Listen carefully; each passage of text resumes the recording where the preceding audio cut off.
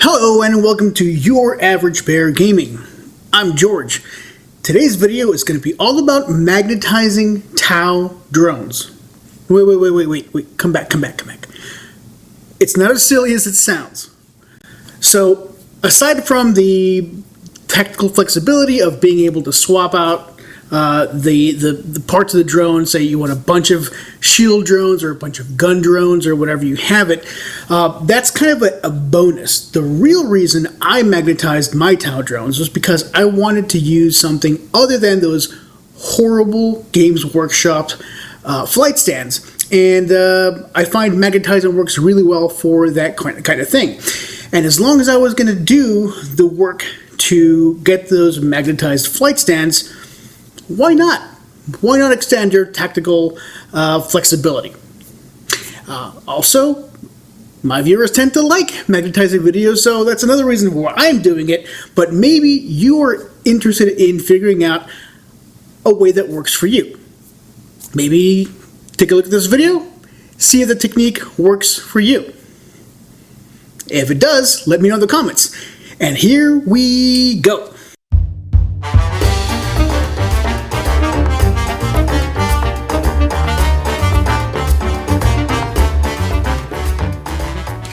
Tau drones. These guys are a pretty important part of the Tau army, so far as I can tell. And you get a sprinkling of these with most kits, I think, from the Tau army. I've only got a couple of kits because I got that Star Pulse Cadre, and I finished that box except for the drones. Lots and lots of drones. So they come in a variety of shapes and sizes, and they all come with those crappy little flight stands that I refuse to use. Instead, I'm going to use these. These are some flight stands, magnetic flight stands from the Magnet Baron, as you can see right there. And so I have enough of these, I think, to take care of all of my little dudes. So we have these little stones. They're 3D printed. These go on a normal base. You glue them on, and then these little rods are glued in there. And then you add one of these magnets to each of these, and you should be set. Now, these rods are kind of way too big for what I have in mind, but that's okay. I can cut them down to size, and it shouldn't be a problem. I've also got a different size, so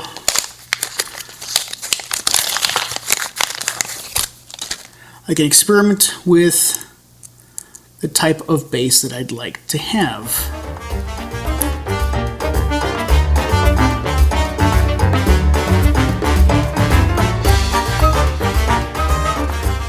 But before we get to that aspect of it, I think I'm going to magnetize the actual models themselves, and here's why. So you can configure these to be a shield drone, kind of like so, or you can configure them to be, it's a marker light drone, right? You can do that. You can configure it to carry it could be a gun platform like that, and occasionally, I guess for some more kind of elite models, you could use something like this. It's a missile platform, or even some of these fancy sensor pods, right? Depending on what it is that you're taking, you know, to see what you're allowed to take. But they all have these tops, and I have 10 of these drone tops, and I've got 19 of these drone bottoms. Now, most Tau players, I imagine, have a good sense for what kind of drones they have, and they'll just build those, and that'll be that. But this is Your Average Bear Gaming, where magnetization is a hobby in and of itself. So, my task is to get these 9 tops, or 10 tops, yeah, I just counted again, these 10 tops to go with all 19 of these bottoms. So if you want a bunch of shield drones, you could do that. If you want a bunch of gun drones, you could do that. You can mix and match to your heart's content, but you can't do that if they're all glued together. So, very simply put, we're going to attach a magnet here. We're going to drill this out, and then we're going to drill a hole here for another magnet there. These two will then go together, and the bottom of each of these will also have a magnet so that it can go on one of these flight stands. Should be pretty straightforward. It's going to be a lot of drilling because I've got a total of 29 different pieces, not to mention this beast right here, which is a different kind of drone, but it's still a drone.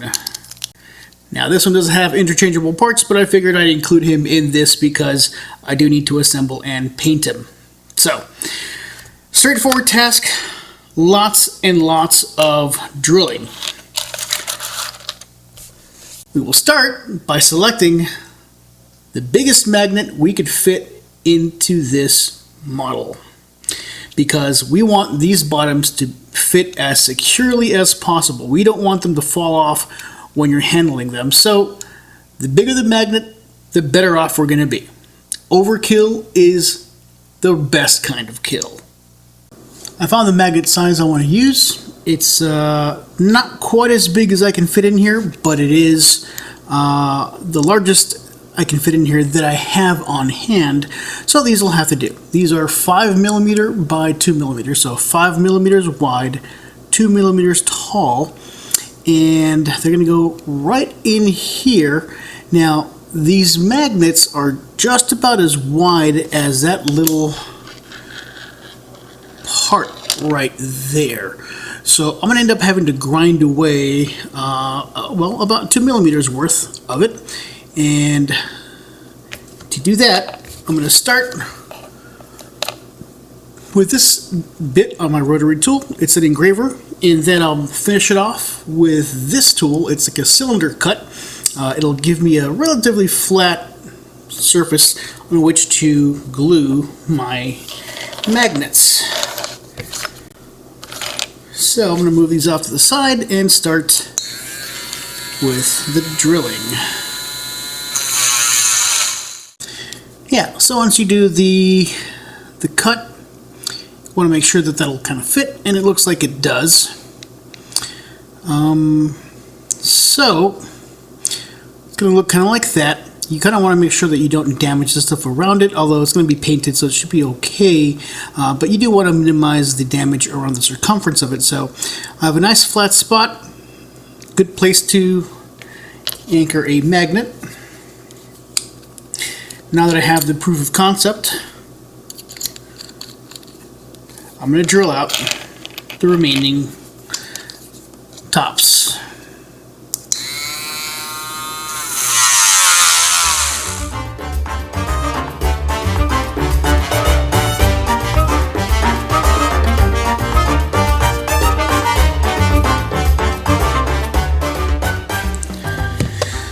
Now that the cutting is done for this part, I'm going to brush it off. This is one of those little brushes from a masculine grooming kit. If you have a beard trimmer, you probably have one of these, but you can also get an extra pack from Amazon for like $5 for a set of 4. I find these stiff bristles are really good for getting rid of a lot of that crud left over from the rotary tool.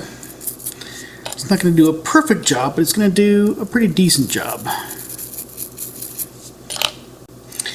Now, here it's going to be really important to keep track of your polarities, because you're going to put one pole on the top part of the drone and the opposite pole on one of the bottom parts of the drones. And you want to keep these in mind, because these magnets that'll go on the top part of the drone will kind of interfere with the magnet that goes onto the flying stand. So you want to keep all the polarities compatible. So all the tops are going to get a magnet in the same orientation. And once that's done, I'll reverse it for the bottom. But just to keep things simple, magnetize all the tops first, and you'll have less cause for error. You can use some ceramic tweezers to kind of help you align things. The ceramic tips will not attract the magnet, so you'll be good. I have a few tips for you. One of them is that you want to make sure that they dry, that the super glue sets, so you'll see how they're all kind of spread out. They're spread out with plenty of room between them because these magnets will attract each other if you put them too close, and you don't want to interfere with the with the alignment of the magnet, or if they get too close, the magnets will jump off before they dry and attach to the its neighboring magnet. So give them plenty of space. Let the glue cure for a little while before you start messing around and testing the orientations. But you do want to test the orientations before you go any further, just to make sure that all the magnets are in the correct orientation. The second tip is that the ceramic tweezers will be very, very handy, but just because the magnets won't be attracted to the ceramic tips doesn't mean that they're impervious to super glue. Super glue will stick to these, so be careful as you're handling. And I guess the last thing is that if you don't want to use super glue for this, you could always use some epoxy putty, a little dab of it on the underside, and just push the magnet in, let it cure, and it should be a pretty good adhesion that way as well. They both work. I find super glue easier to work with, although it is more brittle, so use the adhesive methodology of your choice. Alright, these are all dry, and I'm going to test the polarity by trying to put the reverse of the magnet stack onto that magnet. And it's fine, it's repelling, that's exactly what it's supposed to do. You could do it the other way, but then when you're testing 9 of these, you have to kind of, it's a bit more effortful. And if your magnets aren't all dry, like if you were impatient and didn't let it cure for a while, then the other magnet might fall off. So when you're testing, just do the opposite end, or the same poles, and it should repel. And if you do it to all of them, then you're sure that you've done that correctly. So it is now time to prepare these bottom pieces. And so these bottom pieces are going to have the same magnet. They're just the polarity is going to be reversed, and they're big enough where you could drill into them. Make a nice hole and sink the magnets in there. But some of them can be pretty thin, and you do need some height to work with. So for these, I think the best thing to do is just to remove that peg. Remove that peg, add the magnet there. It's going to look a little weird, but it's fine. It doesn't have to be perfect. It just has to work and look okay. And I think it's going to look okay if we do it this way. It's just a matter of making the job, I don't know, good enough, right? It's about value.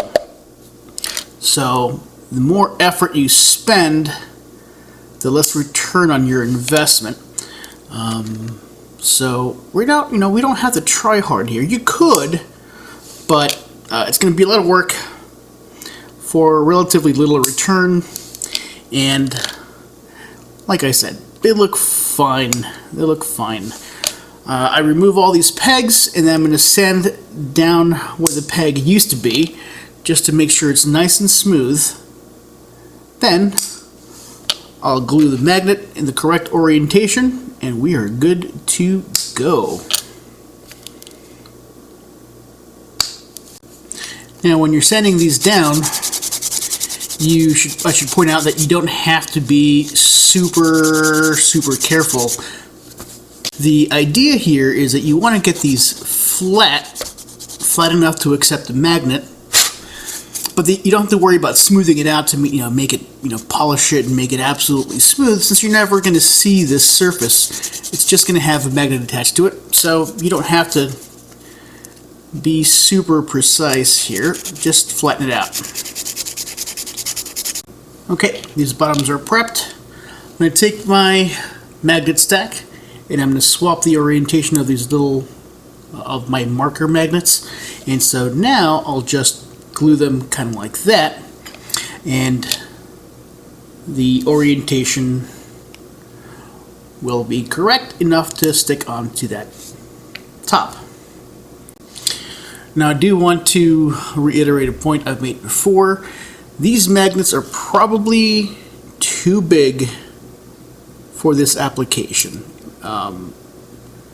but not excessively so. So I have come to appreciate the utility of using too large a magnet for the job, right? A smaller magnet could have done the job, but I have found that when you use a small magnet, the attractive forces are very they're small, and that means when you handle these models, either on the tabletop or just moving them into the case, or just arranging them for a photo shoot, whatever it is, when you handle these, the small magnets end up causing you all kinds of grief, because while they work, they are really loose. Oh no! As I was saying, they're really loose, and so they will kind of separate just by handling them, and that's not a good time. You find yourself constantly kind of putting the magnet back on, and it's just a pain in the rear to handle them. So do yourself a favor from my previous, not errors, but just save yourself from the decisions I've made in the past, and use a bigger magnet than you think is strictly necessary, assuming you can fit it in without kind of destroying the look of the model, obviously. Larger magnets, you're going to have a better time. Alright, so these are all now pretty dry, and they go on with a satisfying click. Now I can switch from the gun turret. Oh no, that one fell right off. To a marker light turret,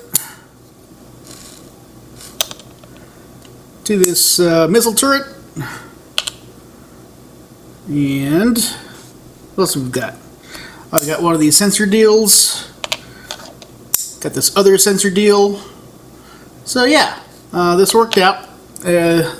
Relatively few casualties in terms of the magnets didn't stick all the way, but that's alright. We'll just re-glue those and it should be fine.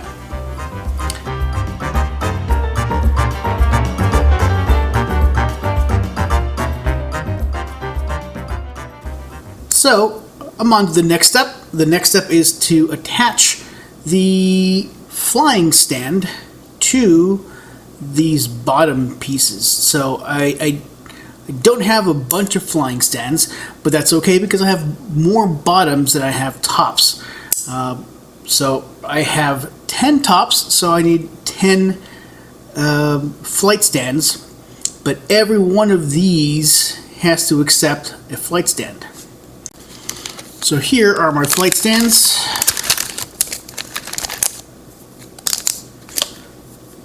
And before I shorten these up, right, so I've got 5 of these long ones, I have 5 of these little ones. And so I'm going to cut these down to size, but before I do that, I'm going to attach these magnets. So that's how these guys are attached. So each bottom is going to take one of these magnets, and each flight stands will also get one of these magnets. So these are cylindrical. Well, they're kind of, what are these? Where are these? These are 3 millimeters in diameter by 2 millimeters in height.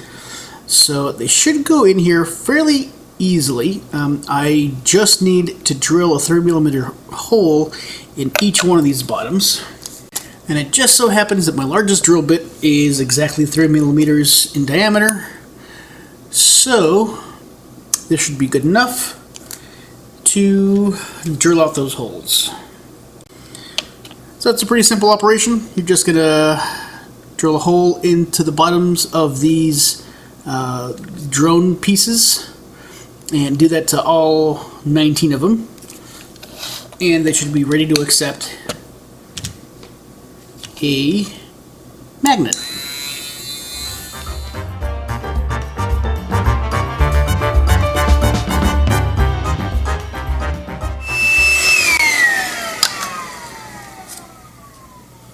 Yeah, drilling out these plastic pieces always results in lots and lots of plastic shavings, so you're going to want to clean up your work area pretty frequently.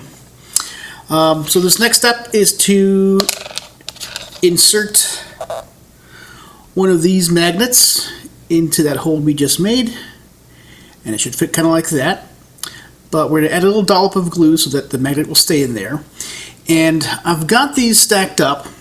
So you'll see it has a little indicator back here. And so I've made it so that it repels from this area, but it tracks this way. Now, it isn't going to be important for most of these, but for some of these, like these shield drones, it might give you an extra little bit of attraction so that the two magnets will want to squeeze together as opposed to repel.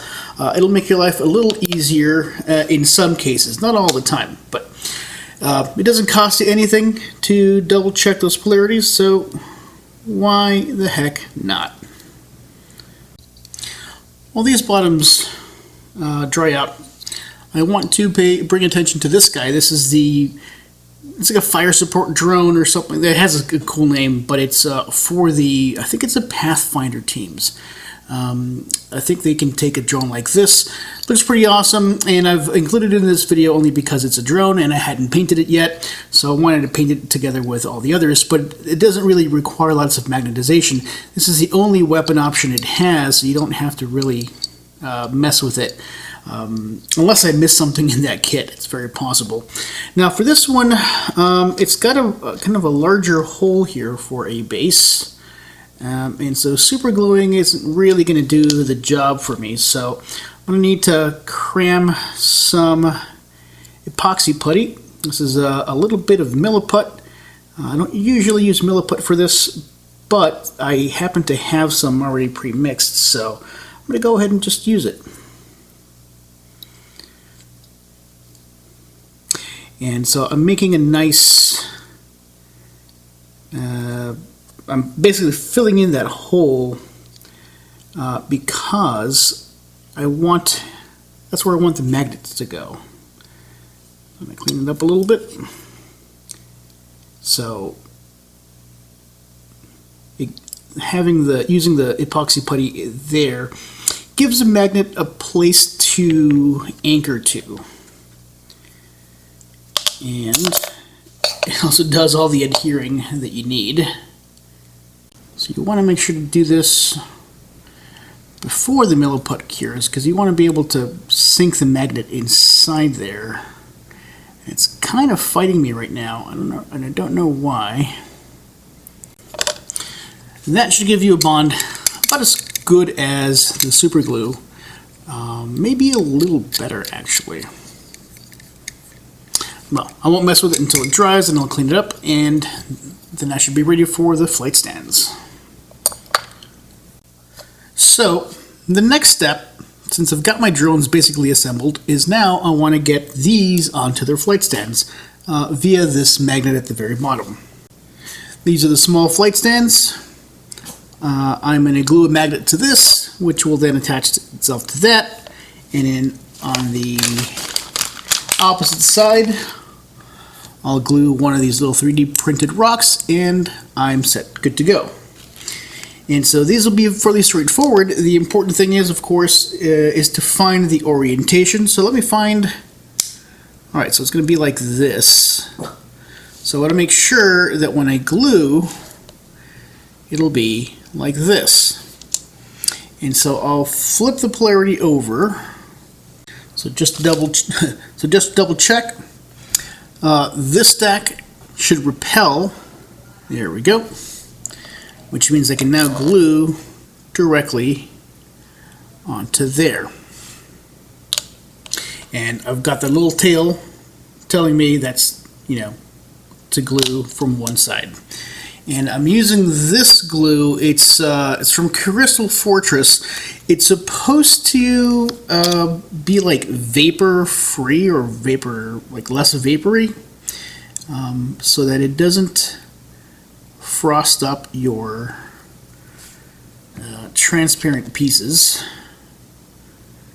And yeah, add a little dab of glue, stick it on there, and you're good. Now, to boost your efficiency, you take off that magnet that's already set and you put it aside. But you don't want to rest it on its side because it's glued there, so it's going to end up being glued accidentally to whatever you rested on. So you put it on this little rock base, and now you set it aside to dry. Repeat that operation several times. If the flight bases that you decided to use for magnetization come from the Magnet Baron, then you'll find that these are an option. So these are the long ones for the small variant. It's listed out there on the website. It says, hey, these are for drones. And so you could just use them just like that and have a gigantically tall drone. That's not the way I'm going to use these.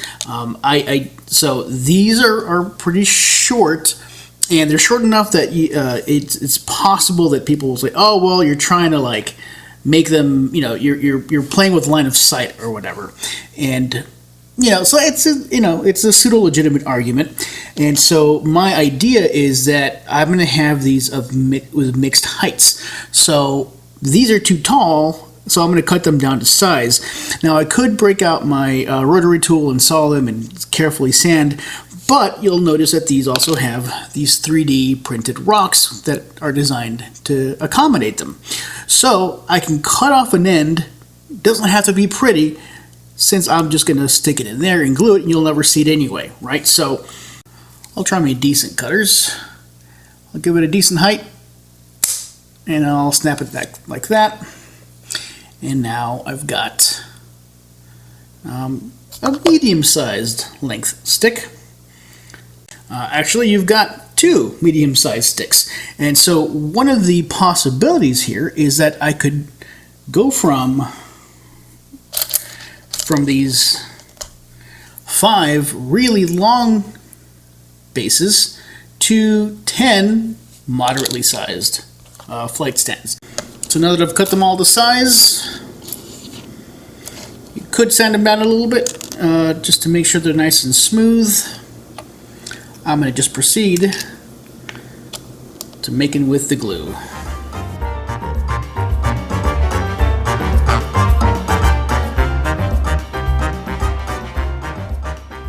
So here they are, my little drone buddies.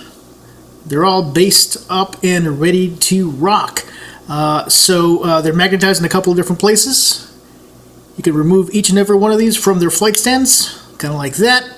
And you can also swap out these bottoms so that you can customize your loadout, and there you go.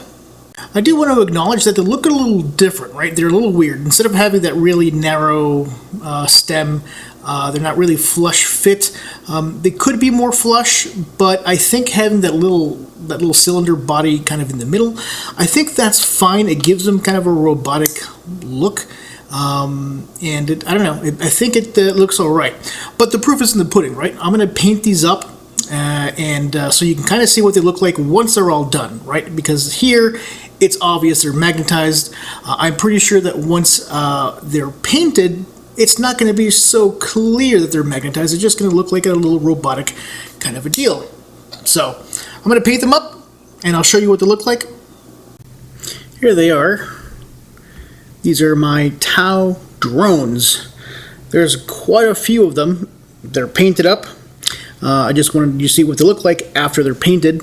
So you can kind of tell that they're not too weird. I mean, they're a little weird, but they're not really, really weird. And the different height bases give them a nice kind of a dynamic flow as a group. I mean, obviously these will be deployed as part of another unit. You're not going to deploy a batch of drones like this, but it has some potential to look kind of cool. This close-up view gives you a better idea of what they look like, and here's the magnetization. So you can see the both joints. But for the most part, you can't tell that they're magnetized. Some of these are, you can kind of tell a little bit more than others. So like here, for example, there it is. The combat the shadows there, and so you can kind of see where that join is. But it doesn't look that far off from the original model. It's a little taller, but by and large, I think it's a good trade-off. I think having the tactical flexibility of having whatever drones you want, plus using flight stands that aren't the worst thing in the world, I think it's well worth to magnetize your drones. Some of the things that I've learned in this process. So the first thing that I learned is that you don't need the fully dynamic flight stands. So there are some flight stands that are a little bigger than this that have a steel ball and a ring magnet, and that allows you to kind of pose them on the magnet, kind of any way you want. And while it's a really cool feature, it's a little bit more expensive. And for models like this, I don't know that you need them. I think these static kind of stick versions of flight stands, I think they work just fine. One of the other things that I learned is that you want to be kind of precise. So you'll notice how this drone has kind of a slant to him, and that's because the magnets aren't exactly flat, and so a little bit of imprecise sanding is going to get you this look, and it's compounded because you have a magnet here and a magnet there. So if they're both slanted, then you get a pretty slanted looking drone. So you rotate it a bit, and some of the slant goes away, so it doesn't look as bad. But you could also play it off as hey, look, it does kind of shrink and move around. I don't know. Honestly, just be more careful than I was when you sand these down and attach the magnets, and you'll be fine. The last thing I learned about